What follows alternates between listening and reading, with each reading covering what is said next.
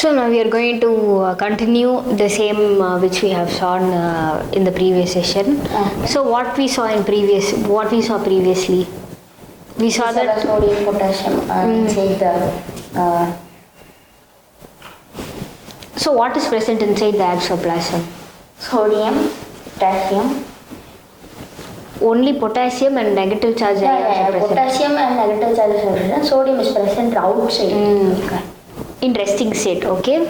So since sodium and potassium and negative charge ions are present inside, it is negatively charged, like this one. It is negatively charged inside, okay. See there, negatively charged, okay.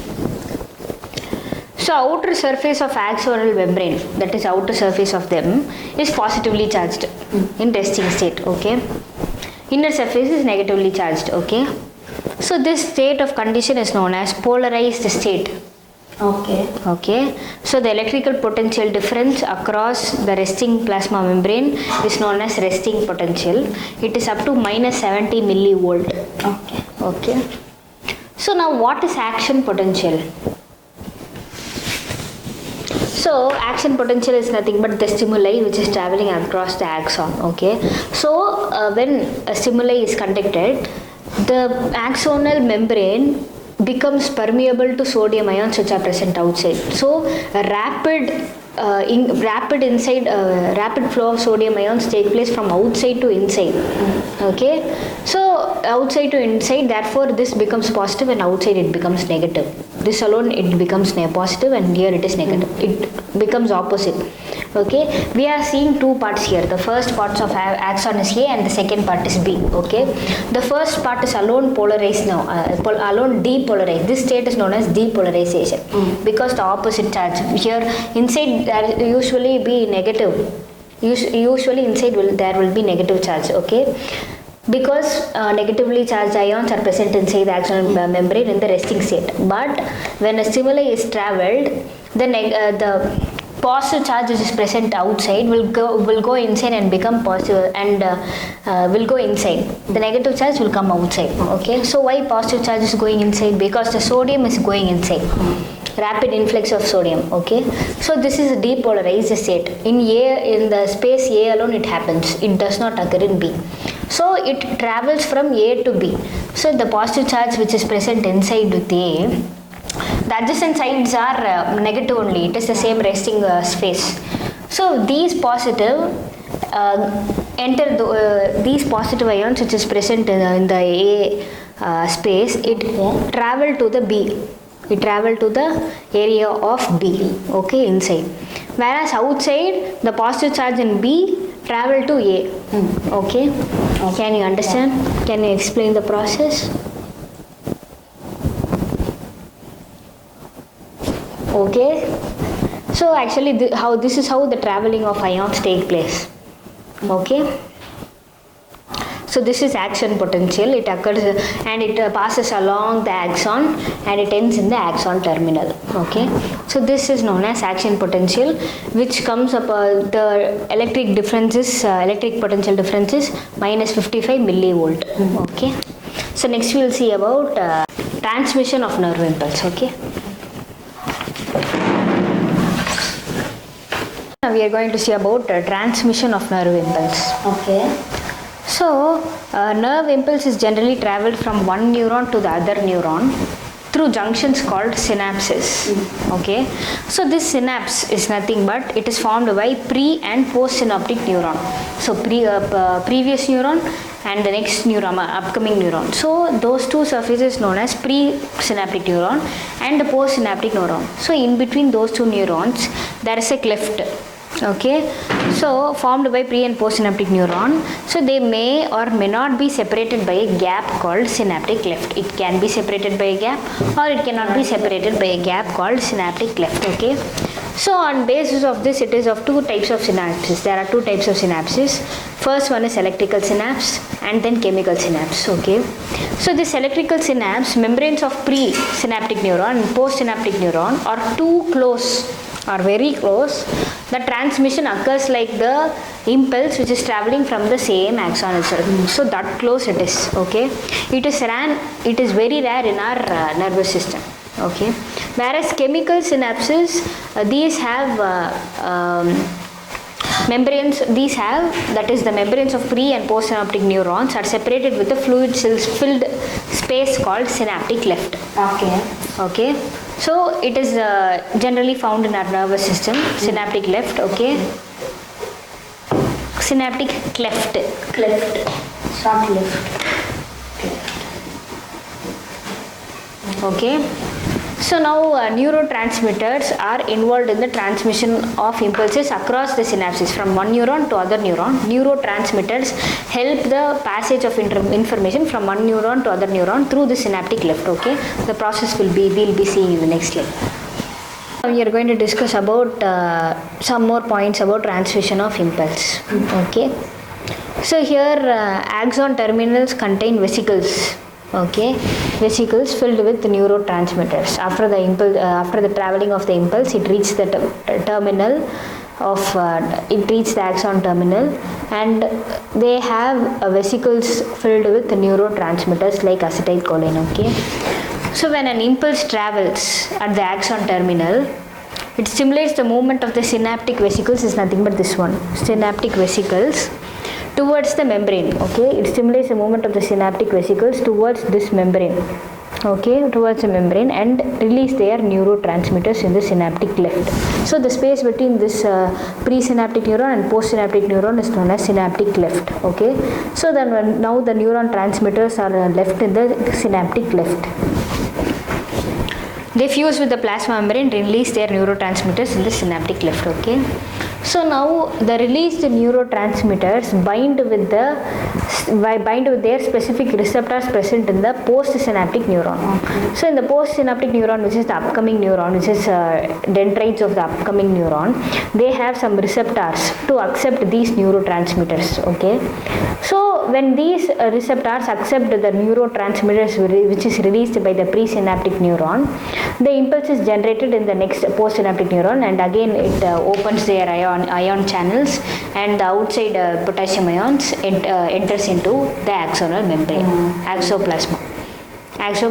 Can you understand? First, it is the impulse is coming from here and goes inside neurotransmitters, and these goes up here, then they go here. Then they leave the neurotransmitters here, and these neurotransmitters are bind with their specific receptors in the postsynaptic neuron, and this binding generates the opening of sodium-potassium pump. Okay, so this is the transmission of impulse across one neuron to the other neuron. Okay. So next we will see about central nervous system. Okay, so now we are going to see about central nervous system. Okay, so central nervous system, we already know that it is consists of brain and spinal cord. So brain acts as command and control system. Okay, control system of all the activities of the other nervous system and everything, other neurons and everything. So here brain is covered by cranial meninges. Okay, the outer covering of brain. So this cranial meninges is all again divided into three layers: outer layer, thin middle layer, and inner layer. So this outer layer is known as dura mater. Inner middle layer, that is thin middle layer, is known as arachnoid. So after that, inner layer is known as pia mater. Okay, so dura mater, arachnoid, and pia mater. Okay. So this pia mater is in close contact with the brain tissue. Okay. So here brain is divided into three parts: forebrain, midbrain, and hindbrain. Okay. So now we are going to see about forebrain. So this forebrain consists of cerebrum, thalamus, and hypothalamus. Okay. So here cerebrum is the major part of human brain. Okay, it occupies a major part of human brain. And a deep cleft divides this cerebrum, which is in the frontal part. Okay, so deep cleft divides the cerebrum longitudinally into two halves: left half and right half. Okay, right cerebral hemispheres.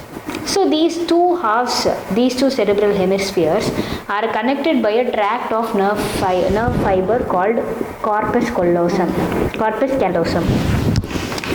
So now there is a substance called cerebral cortex. So this corpus callosum joins the both cerebral hemispheres below the both cerebral hemispheres. Okay, both right and left cerebral hemisphere. This is a connected.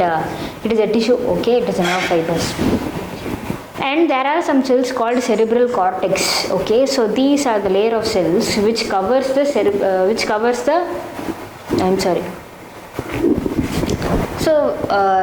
So these are layer of cells which covers the cerebrum. Okay, not cerebral cortex. That is cerebrum.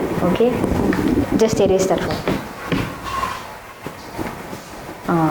So this cerebral cortex is the layer of cells which covers the cerebrum. Okay, which gives them a prominent folds like thing. So brain have some prominent folds when we see at the top of the brain. So that folds is because of the cerebral cortex. Okay, so we have already seen that in cerebral cortex there will be many multipolar neurons. Okay, so next we will see more about forebrain, about thalamus, hypothalamus, and some more about cerebrum and everything. Okay.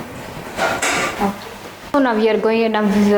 We saw some characteristics of forebrain, right? So forebrain we saw about corpus callosum, cerebral hemispheres, and cerebral cortex also. We saw that is covering the cerebral hemispheres into prominent folds.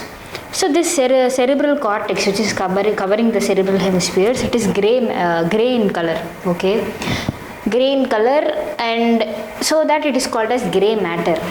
Okay, and this cerebral cortex is associated with various motor areas and sensory areas. Okay, so this is known as motor areas and sensory areas. Okay, and these cerebral cortex also have some association areas in them. Okay, association areas, what these association areas do? These association areas are known as intrasensory associations. Okay, for memory and communications etc. are regulated by these association areas. Okay, memory and communication.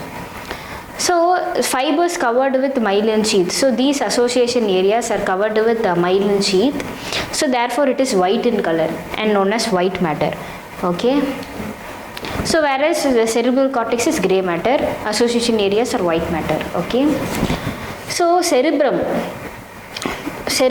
this cerebral hemisphere or cerebral cortex, the cerebrum wraps around the structure called thalamus. So it is wrapping the thalamus. This thalamus is sensory and motor signaling. Sensory signaling and motor signaling is done by thalamus. Okay. And hypothalamus is at the base of the thalamus. Okay, so this hypothalamus has a number of centers. Okay, like control of body temperature, urge for eating and drinking, and also contains several hypothalamic hormones and everything. And inside, so this is about hypothalamus. Okay, so inside cerebral hemispheres, where like right and left cerebral hemispheres, inside that one there are two structures present called as amygdala and hippocampus. Okay, so hippocampus. So these two, amygdala and hippocampus, both form together, together form limbic lobe or limbic system. Okay, so what this system do? This controls emotional reactions and motivation. Okay, so this is about forebrain. Okay, generally about forebrain consists of cerebrum, thalamus, and hypothalamus. We have discussed here. So next we will see about midbrain. Okay. So now we are going to see about midbrain, central nervous system after forebrain. Okay. So this midbrain is between thalamus and hypothalamus, thalamus or hypothalamus and pons. It is between thalamus and pons of the hindbrain. Okay. So pons is in the hindbrain. A canal okay, called cerebral aqueduct. It passes through the midbrain. Okay. So dorsal portion of the midbrain has 4 round swellings. Dorsal is the back portion of the. So it is known as corpora quadrigemina. Okay.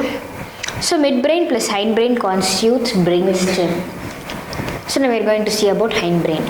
Hindbrain consists of pons, cerebellum, and medulla, which is also known as medulla oblongata. So these pons have fibrous tracts. This fibrous tracts interconnects different regions of the brain. So, and then cerebellum has more convoluted surfaces and provides more space for the neurons to stay there. Okay. So this medulla oblongata is connected to the spinal cord, okay, and it contains centers which control respiration, cardiovascular reflexes, and gastric secretions. Gastric secretions are nothing but the secretions which are in the stomach. So that is known as gastric secretion, gastric glands. So those secretions are controlled by this medulla oblongata, okay. So this is about hindbrain, midbrain, and forebrain. So next we will see about reflex action, okay. Now we are going to the fifth topic, which is reflex action and the reflex arc, okay. So here in reflex action and reflex arc, this is generally according to the sensory reception, okay, reception to light and or fire. So the immediate response when you keep your hand under fire or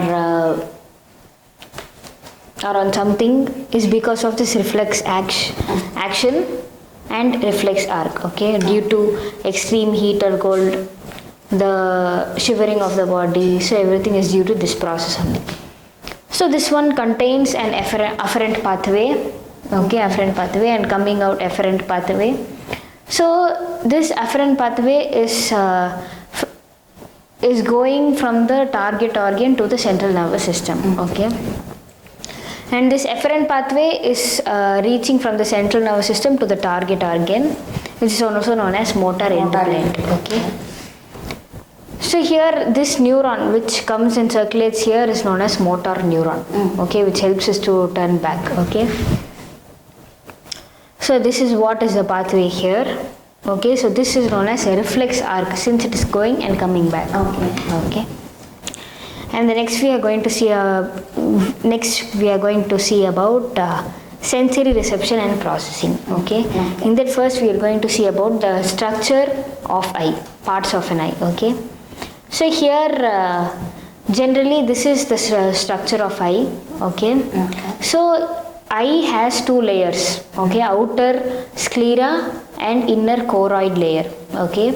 So this sclera extends to the front part of the eye and it becomes the cornea, okay. This one is known as cornea, okay. And the second layer is choroid layer. This choroid layer is bluish in color, okay, and it has some photoreceptor cells and retina on them, okay. So this layer is the second layer which forms the iris, okay, iris, and iris catches the lens, okay. So there are some space in between the two iris known as pupil, okay, in which we see, okay, that is known as pupil. And this eye is divided into two chambers. Each eye is divided into two chambers. The front, which is between the cornea and the lens, is known as aqueous chamber, okay. And the space between lens and the full part is known as vitreous chamber, okay. So here this choroid also have fovea in them and blind spot also in them, okay. So this is generally the structure of eye, okay. So next we will see about the function of eye and many cells of eye, okay, and what it is doing, what is daylight, what is phototopic vision. So that and all we will see, okay.